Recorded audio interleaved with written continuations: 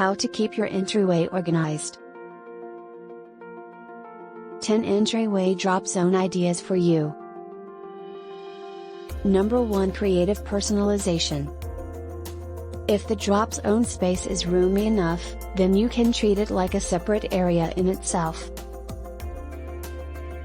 Number 2. Deconstructed drop zones. Nowadays, many homeowners prefer deconstructed drop zones over traditional resourceful ones. Number 3. Drawer-based setup.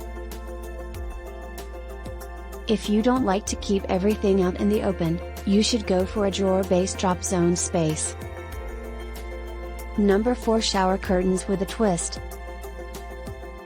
If you don't like to keep everything out in the open, you should go for a drawer-based drop zone space. Number 5. Drop zones on the go.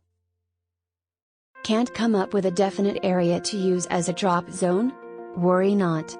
Place a few hanging cabinets on either side of the entryway and keep the essential items there. Number 6. Extended hallway zones. Hallway zones can work perfectly as drop zones with the right furnishings. Number 7. Racks and hangers.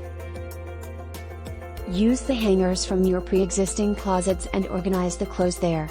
You can also use unused racks. Number 8. Storage inclusive design.